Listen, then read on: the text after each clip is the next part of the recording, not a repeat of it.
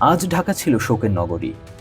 ঢাকার সব পথ যেন আজ এসে মিশেছিল মানিক মিয়া অ্যাভিনিউতে, যেখানে ৮০ ও ৯০-এর দশকে খালেদা জিয়ার নেতৃত্বে বিএনপির সমাবেশে হাজার হাজার লোক সমাগম হতো। সেই মানিক মিয়া অ্যাভিনিউতে আজকে খালেদা জিয়ার শেষ বিদায় সম্পন্ন হলো। সংসদ ভবনের দক্ষিণ প্লাজা এবং এর পূর্ব ও পশ্চিম পাশের বিশাল মাঠ, মানিক মিয়া অ্যাভিনিউ এবং এর আশপাশের সড়কে দেশের সর্ববৃহৎ জানাজার সাক্ষী হল বাংলাদেশ। আজ বেগম জিয়াকে শেষ শ্রদ্ধা জানাতে রাজধানী ঢাকার রাস্তাঘাটে আছড়ে পড়েছে অগণিত জনতার ঢেউ। এই ঢেউ গুণে শেষ করবার নয়। প্রাথমিকভাবে ধারণা করা হচ্ছে এটি ছিল দেশের ইতিহাসের সর্ববৃহৎ জানাজা। জানাজার সার্বিক উপস্থিতির আনুমানিক হিসেব করার জন্য ২১শে টেলিভিশন আজকের ড্রোন ফুটেজ ও সরেজমিন তথ্য বিশ্লেষণ করেছে।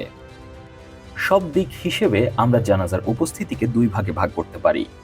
প্রথমত, প্রধান জামায়াত, যারা সংসদের আশেপাশে ও মানিক মিয়া অ্যাভিনিউ জানাজা স্থলে উপস্থিত হয়ে নামাজের কাতারবন্দি হতে পেরেছেন। আর দ্বিতীয়ত, চলমান জামায়াত বা মুভিং ক্রাউড, জানাজা স্থলের উদ্দেশ্যে গমনরত জনস্রোত, যারা কিনা স্থান সংকুলান না হওয়ায় আসাদ গেট, মিরপুর রোড, আগারগাঁও, খামারবাড়ি, চন্দ্রিমা উদ্যানের আশেপাশে ফার্মগেট হয়ে কারওয়ান বাজার পর্যন্ত সড়কের পাশে উপস্থিত ছিলেন।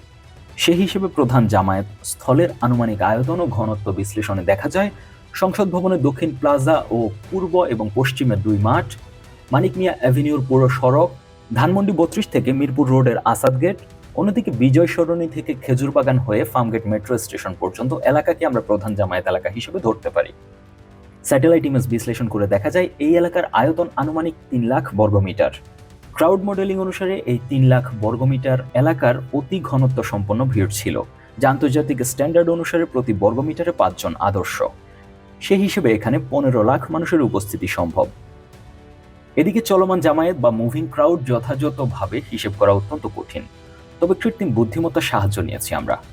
সরেজমিনে দেখা যায় জনস্রোত আশেপাশের বিজয় সরণি, খামারবাড়ি মোড়, Farmgate, Karwan Bazar, Panthapath, Sher-e-Bangla Nagar, college gate, Asad gate, Shahbag সহ শহরের অলিতে গলিতে ছড়িয়ে পড়ে।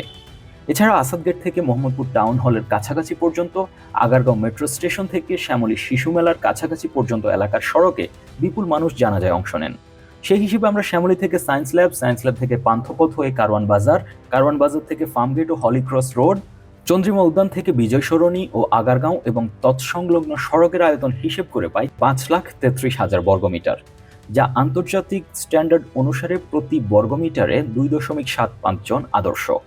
সেই হিসেবে এখানে প্রায় ১৫ লাখ মানুষের উপস্থিতি সম্ভব। এছাড়া আশেপাশের গলি, মাঠ, উড়াল সড়ক, বাসাবাড়ি ও মার্কেটের ছাদে উপস্থিতি হিসেব করে কৃত্রিম বুদ্ধিমত্তা জানাচ্ছে এখানে আরো ১০ লাখের মতো মানুষ উপস্থিত থাকা সম্ভব। আমাদের আনুমানিক হিসেব ও মডেল থেকে দেখা যায় শুধু জানাজা স্থল ও এর আশপাশেই প্রায় ৪০ লাখ মানুষের উপস্থিতি সম্ভব। এছাড়া এর আশেপাশের বিভিন্ন অঞ্চলেও ব্যাপক জনসমাগম ছিল, যা হিসেব করে সঠিকভাবে বলে দেওয়া অত্যন্ত কঠিন। তবে সব মিলিয়ে জানাজাকে কেন্দ্র করে আজ অন্তত ৫০ লাখের বেশি মানুষের উপস্থিতি হয়েছে বলে ধারণা করা হচ্ছে। তবে এটি পরিপূর্ণভাবে মডেলিং করে প্রকাশ করা সময় সাপেক্ষ ব্যাপার।